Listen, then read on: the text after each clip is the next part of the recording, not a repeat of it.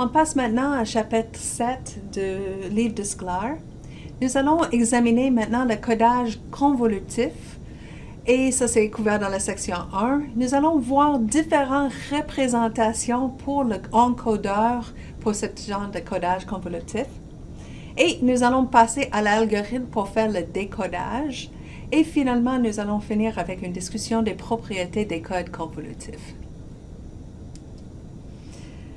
On discute en premier, c'est quoi la différence entre un code en bloc versus un code convolutif? On va décrire toujours ce code par le taux de code de K sur N. Donc, l'idée qu'il y a K bits qui entrent, mais il y a N bits qui sortent, donc il y a une expansion en largeur de bande. Donc, le codage en bloc, j'ai une longue séquence des bits envoyés et avec les codes en bloc, je vais les diviser. Et ça va être K bits, ça va être K bits, etc. Et donc, j'ai mes blocs, un après l'autre. Et je vais prendre cette bloc et je vais le mettre dans un encodeur et ça va sortir un autre bloc qui est long comme N. Je vais prendre le prochain K bits et je vais l'encoder, etc. Ça, c'est un codeur en bloc. Chacun sont isolés. Un bloc n'a aucune influence sur le prochain bloc. Ils sont tous calculés un après l'autre. Donc, il n'y a pas de mémoire. Quand on parle de codage convolutif, c'est différent. C'est ce que nous allons faire. Nous allons prendre, encore une fois, une longue séquence des bits à l'entrée. Et nous allons encore prendre la première K bit ici. Et nous allons sortir N bits au lieu de ces 4 bits. OK, ça semble les mêmes. Mais je vais glisser maintenant et je vais prendre maintenant cet ensemble ici. Oups, ça a l'air pas la même longueur. Ici de K bits.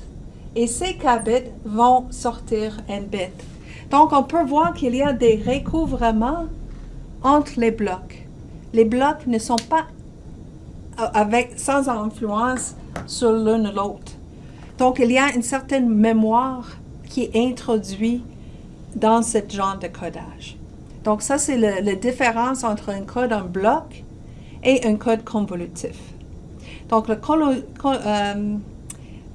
codage convolutif sont encodés continuellement. Donc, je fais glisser le premier K bit, prochain ensemble, etc. de cette façon. Et on utilise le K majuscule pour quantifier la mémoire qui est utilisée dans l'encodeur. On appelle cette K majuscule, on appelle ça la longueur de contrainte du code. Donc, dans le livre de Sklar, il y a ce schéma en bloc pour essayer de décrire c'est quoi qui se passe dans un système avec un codage convolutif. Donc, on a notre source d'information, donc on a nos données qui entrent continuellement. Nous avons nos encodeurs convolutionnels. Donc, ce qui sort sera ce qu'on appelle une séquence de mots de code. Et il y aura cette expansion, donc seront plus longues. C'est ce qui est entre comme le message envoyé. Ces mots de code vont être modulés. Donc, ici, j'utilise la modulation que je veux, QAM, QPSK, n'importe quelle. Et donc, je vais avoir un symbole associé avec le mot de code. Ça va passer par un canal additif gaussien. Et à la réception, nous allons avoir une détection où nous allons choisir quel symbole était le plus probable. Après la démodulation, nous allons prendre une séquence, donc c'est le mot de code, mais qui a été changé par le bruit. Donc le mot de code changé par le bruit, et c'est celui-là qui entre dans le décodeur, et le décodeur va essayer de corriger les erreurs qui ont été introduites par le bruit additif gaussien. Et c'est ce qui sort du décodeur, bien sûr, c'est notre estimé finalement de la séquence de bits à l'entrée. Donc, j'ai dit que je vais présenter plusieurs versions d'encodeur convolutif. Plusieurs manières de représenter l'opération de faire l'encodage. Donc, nous allons passer par, premièrement, un diagramme en bloc des registres à décalage. Donc, les registres à décalage, c'est une manière de faire l'implémentation d'un encodeur convolutif. Et nous allons voir qu'il y a des interconnexions pour les registres à décalage et on peut représenter les interconnexions avec des vecteurs des connexions. Et ces vecteurs peuvent avoir une interprétation polynomiale. Donc, ça, c'est comme pas d'écrire dans un schéma, mais d'écrire mathématiquement, mais pour représenter, c'est ce qui est essentiellement un schéma de registre à décalage. Nous allons aussi voir comment interpréter l'action de l'encodage comme une réponse impulsionnelle, comme un système avec une réponse impulsionnelle. Nous allons voir le diagramme d'état comme une manière de représenter l'acte d'encodage. Et finalement, nous allons voir la représentation en arbre d'un encodeur et en trélie. Donc, beaucoup de différentes manières de voir l'encodage. Pourquoi autant de manières de le voir? Mais c'est important pour comprendre comment ça marche un code correcteur d'erreur. Premièrement, c'est l'implémentation physique. Comment est-ce qu'on va implémenter cet acte d'encodage? Donc, on commence avec les registres à décalage. Mais c'est les manipulations mathématiques qui sont importantes pour être capable d'analyser le comportement d'un signal. Donc, c'est important d'être capable de faire la représentation de l'implémentation physique dans une forme mathématique. Et finalement, et plus important, c'est le comportement temporel. Donc, il faut voir le comportement temporel de cette redondance qu'on introduit avec nos bits de parité pour voir comment est-ce qu'on va être capable au décodeur pour effectivement corriger les erreurs. Donc, on commence avec le diagramme en bloc des registres en décalage. Donc, on a le K majuscule comme la longueur de contrainte et le petit k comme le nombre de bits dans un bloc. Donc, nous allons voir que le nombre de registres sera k fois k, donc k majuscule, la longueur de contrainte, fois le k, le nombre de symboles dans le bloc. Souvent, je dis bits, mais ça peut être des symboles aussi. Donc, un bloc de k symboles entre, et bien sûr, il y a n symboles qui sortent. Donc, parce qu'il y a toujours cette idée d'une expansion en largeur de bande, il y a des redondances qui est introduite, c'est comme ça qu'on est capable de corriger les erreurs, c'est en exploitant cette redondance structurée. Donc, le sortie, bien sûr, est une fonction de son symbole à l'entrée, donc il y a entrée-sortie. Les interconnexions des registres de décalage, finalement, c'est ça le code. Sont les interconnexions qui vont déterminer, mais avec une certaine séquence de bits qui sort, c'est quoi qui entre, c'est quoi qui sort. Donc, quand je change les interconnexions, bien sûr, ce qui sort est différent. Et j'aimerais avoir des bonnes interconnexions, qui donnent un bon code, qui corrige beaucoup d'erreurs, qui a beaucoup de gains de codage. Donc, ici, c'est la construction générale qui est implémentée dans les vrais systèmes. Mais pour nous, comprendre qu'est-ce que ça passe, c'est très difficile quand j'ai cas arbitraire. C'est ce que nous allons examiner, c'est juste le cas le plus simple où le petit k est 1 bit. Donc, un bit qui entre, n bit qui sort. Donc, voici un diagramme en bloc pour l'encodeur convolutif. Ici, je me permets chacun de ces blocs en essentiellement c'est un symbole. Et ici, j'ai permis le petit k d'être arbitraire, mais dans notre exemple, le petit k va être 1 et c'est k majuscule qui va déterminer le nombre de registres. Donc, c'est un peu la définition de longueur de contrainte, c'est le nombre de registres à décalage. Donc, les interconnexions dont j'ai parlé ici, dans l'exemple ici, c'est le premier est connecté les deux modules d'édition ici, le troisième ici, le deuxième n'est pas connecté, il doit être connecté. Mais en tout cas, il y a plusieurs modules pour faire l'édition, l'édition modulo 2. Et ici, le nombre des éditions détermine le nombre de bits à la sortie.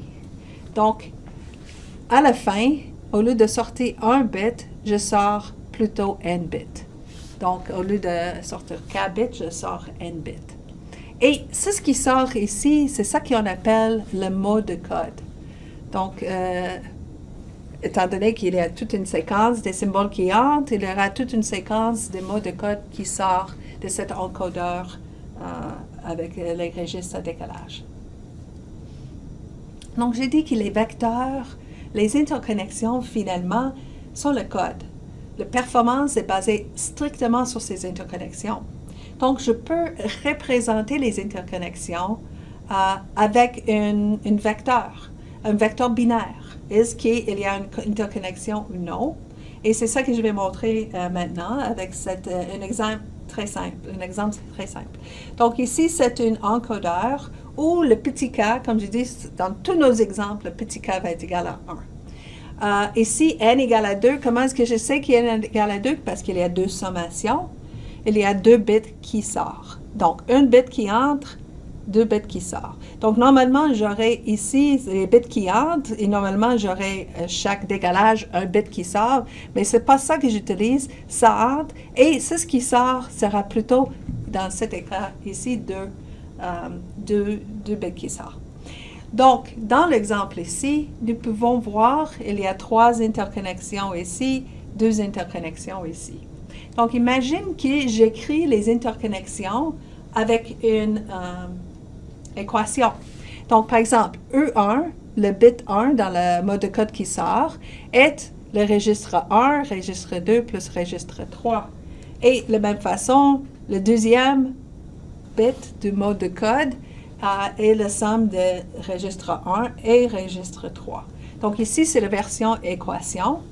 Mais je peux l'écrire dans une façon vectorielle. Donc, pour dire c'est 1, 1, 1. Donc, chacun des registres est connecté. Et ici, c'est 1, 0 parce qu'il y a juste le premier et le troisième qui sont connectés.